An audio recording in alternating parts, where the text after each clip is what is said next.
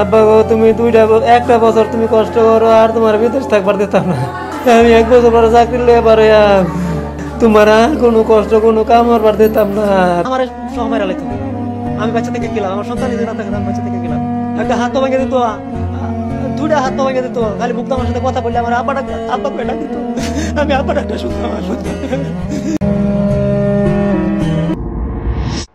একটা হাসি, শুধু একটা সাধারণ হাসি। বন্ধুদের সাথে আড্ডায় সিঙ্গারা খেতে খেতে একটু মজা করতেছিল পারভেজ, কিন্তু সে জানতো না সেই নির্দোষ হাসিটাই হবে তার মৃত্যুর কারণ।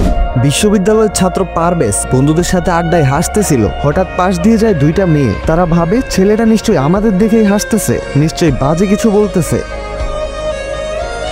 তোমাদের আশপাশে কেউ হাসলেই সবসময় সেটা তোমাদের উদ্দেশ্যে হয় না। তোমরা তো আর চাঁদের রাজ্য থেকে নেমে আসা কেউ না। সত্যি বলতে তোমাদেরকে দেখলে রাস্তার কুত্তারও ডায়রিয়া হবে, আর আমি তো মানুষ, কিভাবে দেখবো তোমারে? আমার তো বমি চলে আসে। একটা ছেলে রাস্তার পাশে দাঁড়িয়ে হেসে ফেললেই তার মানে সে তোমাকে দেখে হাসছে। এই তত্ত্বটা তোমরা কোন গবেষণা থেকে আনলা?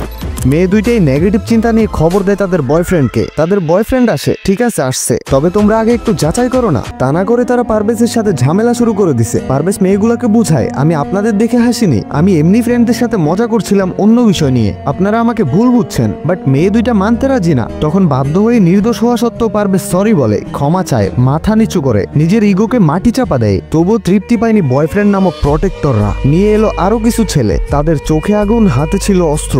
রাস্তার মাঝে জনসম্মুখে একজন লাথি ঘুষি মারতেছিল, আরেকজন লাঠি দিয়ে আঘাত করতেছিল, আরেকজন ছুরি দিয়ে পারভেজের বুক ছিদ্র করে ফেলে। পারভেজ রক্তাক্ত হয়ে মাটিতে পড়ে যায়। তবে বেঁচে থাকার অনেক ইচ্ছে ছিল তার। উঠে দাঁড়ালো, দৌড়ে পালিয়ে গিয়ে ঢুকলো একটি দোকানে। রক্তে ভিজে যাচ্ছে তার শরীর, খালি হয়ে যাচ্ছে মায়ের বুক, বাবার আশা। অবশ্য সাথে সাথে হাসপাতালে নিয়ে গেলে হয়তো তাকে বাঁচানো যেত, কিন্তু আতঙ্কের ভয় আটকে রাখলো পারভেজকে। পেছনে আঘাতকারী নিঃশংস ছেলের দল আর চোখের সামনে অন্ধকার, বাঁচতে দিল না তাকে। কিছুক্ষণ পরেই পারভেজ শেষ নিঃশ্বাস ত্যাগ করে। একটা মিথ্যা ধারণা, একটা ভুল বুঝাবুঝি আর কিছু অপ্রয়োজনীয় অহংকার একটা জীবন কেড়ে নিল। তোমরা কিছু মেয়েরা নিজেকে একটু বেশি ভাবো না? সবকিছুর কেন্দ্রে নিজেকে ভাবতে ভাবতে আজকে অন্যের জীবন শেষ করে দিলে। তোমার একটু ভুল ব্যাখ্যায় একজন মায়ের বুক খালি হয়ে গেল। মায়ের এই কান্না, বাবার এই বুক ফাটা বেদনা, সবই তোমার সামান্য ভুলের কারণে। একজন ভাই, বন্ধু, সন্তান হারিয়ে গেল। এটা কেবল পারভেজের গল্প না, এটা অনেক নিরপরাধ ছেলের গল্প, যারা প্রতিদিন ভুগছে ভুল বুঝাবুঝির শিকার হয়ে। শোনো মেয়ে, তোমাকে নিয়ে সামান্য কিছু কথা বলি। তুমি যদি সত্যি পারভেজের দ্বারা ডিস্টার্ব হতে, এতই ধর্মীয় নারী হতে, তোমার উপর কেউ হাসলে সেটার লজ্জা তোমায় এতটাই কষ্ট দেয়, এতটাই বিরক্ত করে, তাহলে তোমার মতো মেয়ের বয়ফ্রেন্ড কিভাবে থাকে? তুমি এতই ধর্মীয় আর লজ্জাশীল মেয়ে হওয়া সত্ত্বেও বয়ফ্রেন্ড কিভাবে বানাও? কিভাবে? এটার উত্তর পারলে কেউ আমাকে দিয়ে যাওয়া। তোমার উপর কেউ হাসলে তোমাকে ইপটিজিং করা হয়, আর অন্যদিকে তোমার বয়ফ্রেন্ডও থাকে। তো কেমন মেয়ে তুমি?